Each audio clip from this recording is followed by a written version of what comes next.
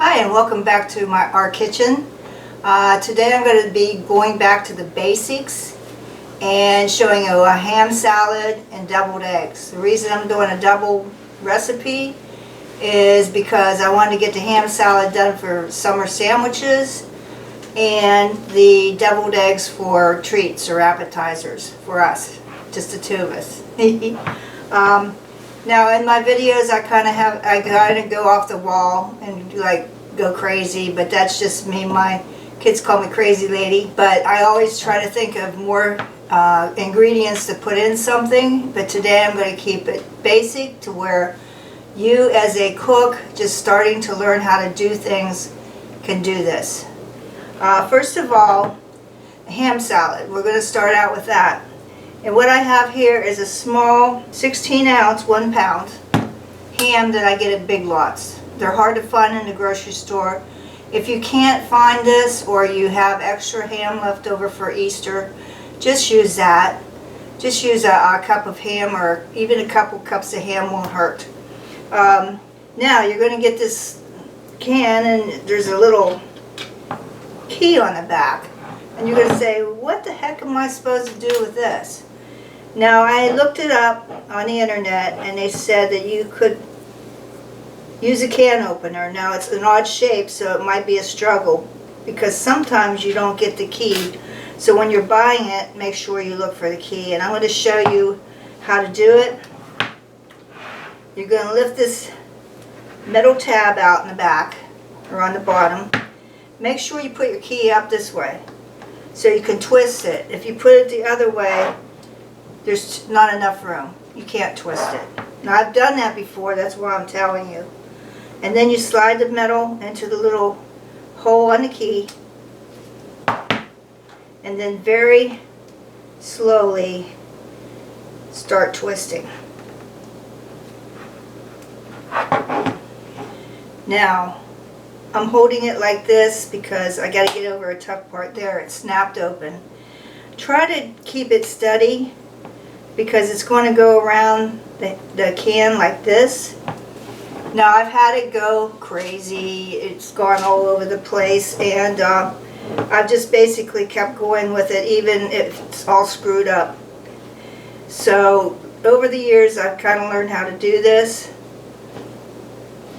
I'm going to go all the way around the can. Now oh, it's starting to go. Hold on. Almost done.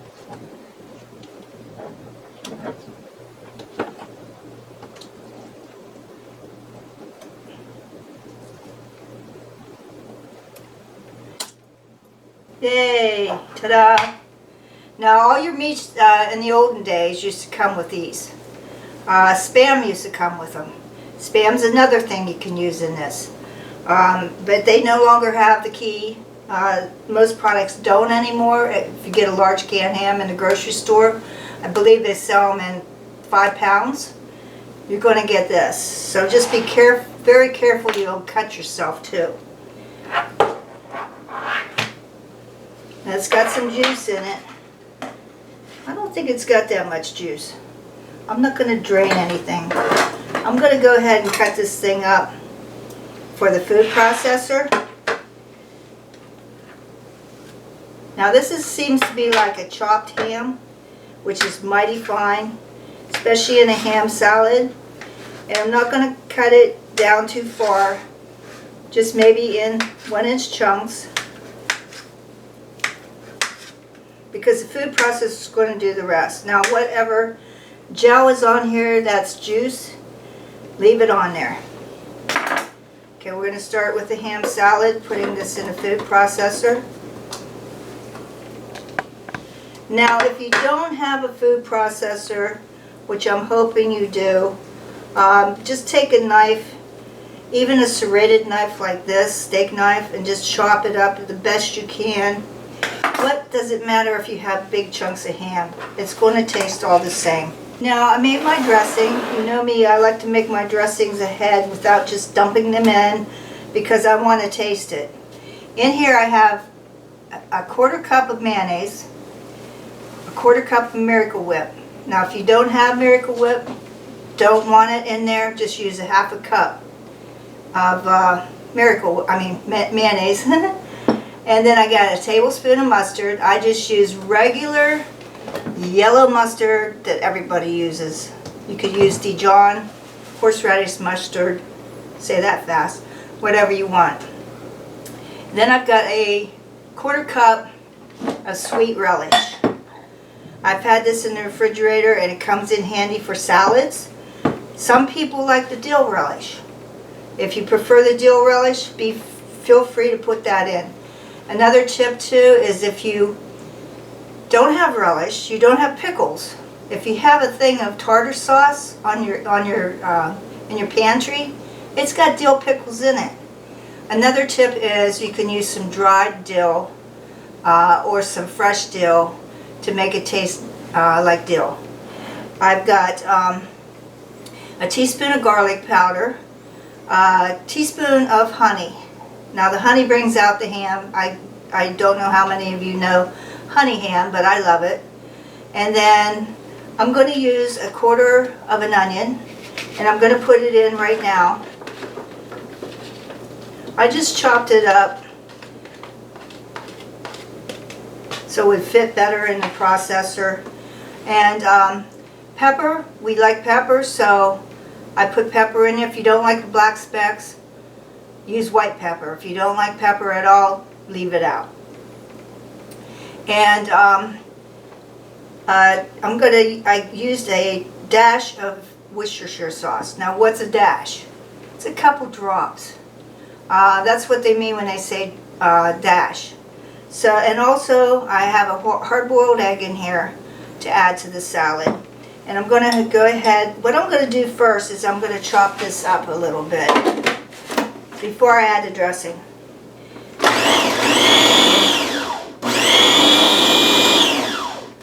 Okay, that looks good. Go ahead and add the dressing and the eggs. Simple, simple, simple. Like I said, you can do this with Spam. You can do it with ham that you have left over at Easter. Everybody likes to put it on buns with a little bit of lettuce. And it's just a treat for the kids. Okay, let's mix it up the rest of the way. I need a little spatula to smooth the sides down. Like that, just around the sides.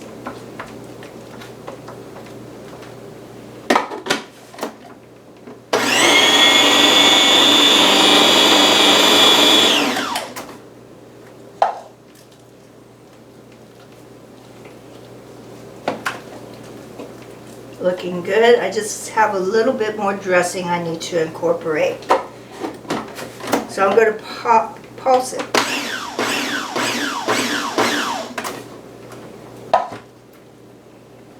You can leave it more chunky, but that's my ham salad.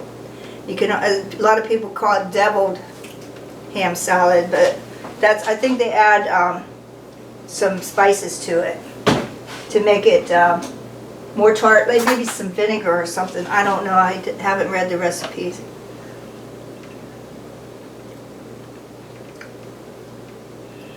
Very good. Notice I didn't add any salt in here. The ham is salty enough, you don't need salt. So I'm going to go ahead and put this to the side, and we're going to start on our eggs. Okay, now we're going to do the hard-boiled eggs. What I did is I took about 8 eggs. I always throw an extra one in because I like extra yolk when I'm filling them. So I actually did about 9. And I have started some yolks in here that I wanted to see how my eggs were peeling. Now what I did is I use older eggs that's in my refrigerator. If you can't do that, then you may have a hard time peeling them.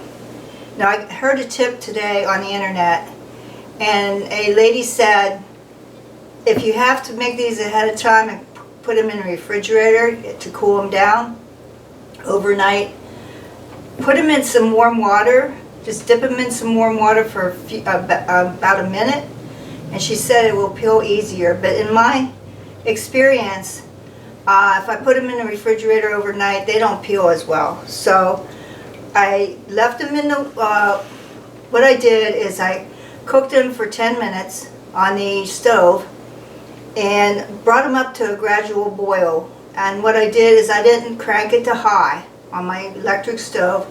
I put it at about a 7 and it came up to a gradual boil. I let it boil for 10 minutes and then I shut the burner off and just let it sit there for another 10 minutes. Then I take it to the sink. I'm not going to put it in ice like other people, a bowl of ice.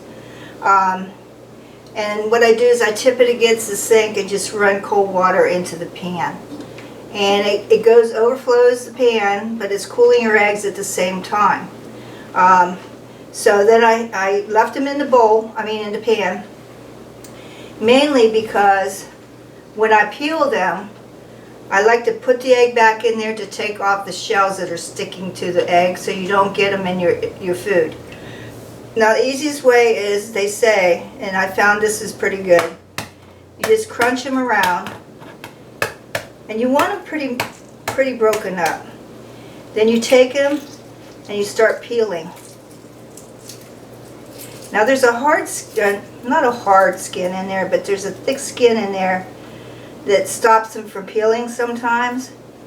And this one's giving me troubles, of course. So I'm going to peel it off as much as I can.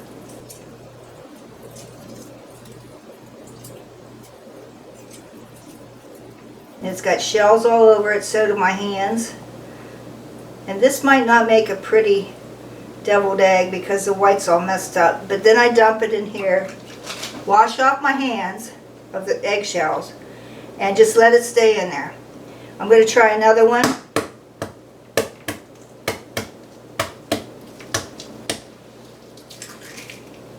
See?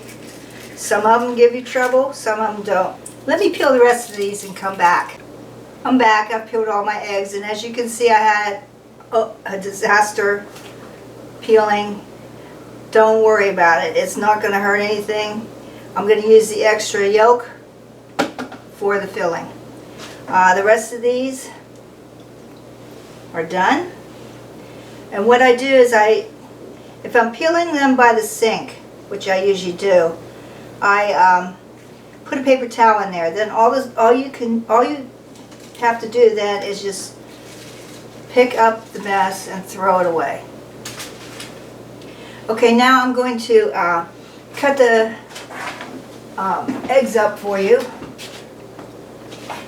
I already have 2 over here. And what I do is I use a serrated knife, which is your steak knives. It's got the teeth on it. And I'm going to come in here, hold it like that, cut it down. Now, sometimes you can just squeeze this out. Be careful because you don't want to tear the white.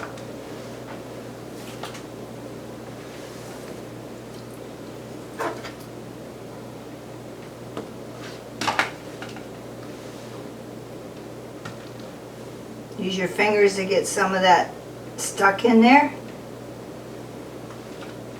Be gentle with these because they'll rip. Whoops, they're slippery too. Ah. That one ripped a little bit, but I'm still going to fill it.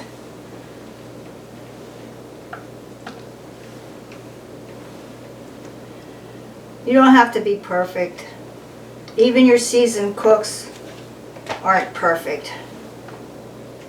They might show you pictures that they are, their finished product, but I've found in my experience that people love them no matter what. They're not going to go to waste. They're going to be eaten no matter if they're ripped, torn. Here's the one that gave me trouble peeling. Let's see what it looks like. It's going to work. Okay. I'm using a round bowl so I can mash it with my masher. Don't make fun of me. It's got Christmas on it, but it's the only round one that I have that I like to mash in. And what I do is I take my grandma's old potato masher. You can use any kind that you have. I saw one person use a dough separator where you put the shortening into the flour, and then you use a, I forget what they call it. I'll remember it.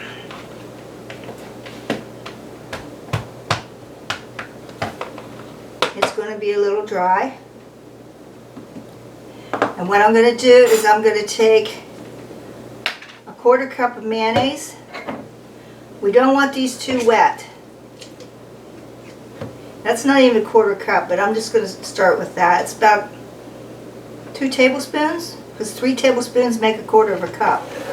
So you can use a tablespoon if that's all you have. And I'm going to use our famous yellow mustard. You don't need it to go anything fancy. Why spoil something that's been around for ages? And that's about a tablespoon. And some garlic powder. That's about a teaspoon. And let me mix it up. Show you what it looks like. Whoa! I get rowdy sometimes. Now you're going to see eggs that weren't chopped. Just go ahead and chop them with your spoon. You don't want this too wet. It looks like I may have to add some more Miracle Whip. We'll find out in a minute. Now, again back to the pepper. If you like pepper, your guests like pepper, put it in here now. They do make a white pepper, or you can just leave it out. You can also add all kinds of things. This looks like it's going to work. And what I'm going to do is I'm just going to spoon it in my eggs. People take the big plastic bags and Ziploc bags and put them in there, and then they cut out the corner. Every time I do that, it squeezes through the top, and I end up to be a big mess. So I found all you have to do is take your spoon, go like that. Nobody's going to care if you piped them out or not. Deviled eggs, especially at Thanksgiving when everybody's starving for Thanksgiving dinner, are a big hit for an appetizer in my house. Again, I have a ripped one. Still going to fill it.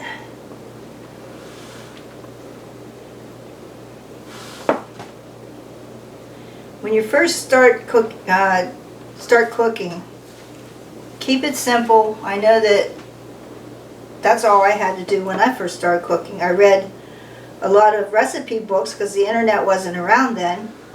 Betty Crocker's book was one I got for my wedding. And it was like my Bible, cooking Bible, because it had cooking terms in it.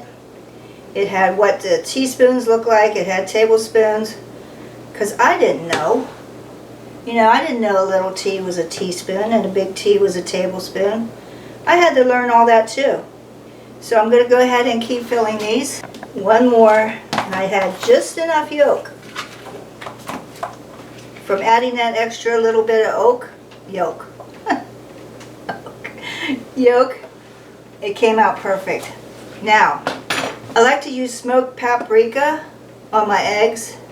If you don't have smoked paprika, the original recipe for deviled eggs was just regular sweet paprika. You don't have to add it at all. I know some people don't even like the taste of it. But it's just for pretty, is what it is. Now, I am going to go off the rail a little bit and tell you that if you have your ham salad, you can do a little trick. You can take your eggs and just put a little dollop on top of your eggs. Another trick is I buy Hormel real bacon bits. All the people out there that can't have gluten, do not buy imitation bacon bits. They have wheat in them.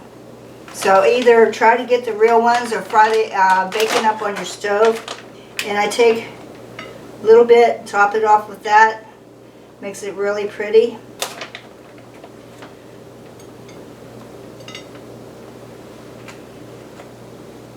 Who doesn't like bacon and eggs? And ham and eggs. So I hope you enjoyed my recipes. I tried to keep it basic. I'm going to make my sandwich now with my egg salad.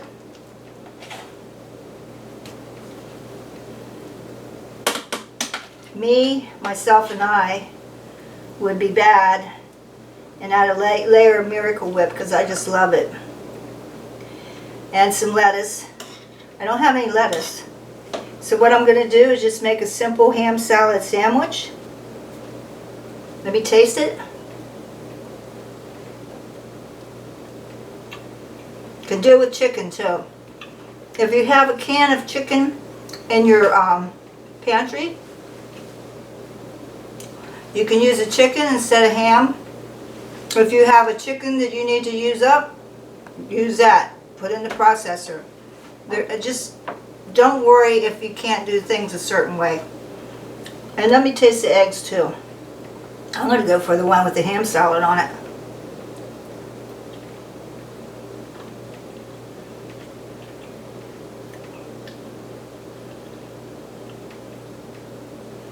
So delicious. You want to make this. Thank you for joining us. Don't forget to subscribe to our channel. It helps us out. Like the recipe and push that bell so you'll get to next videos that are coming out. Thank you. Bye.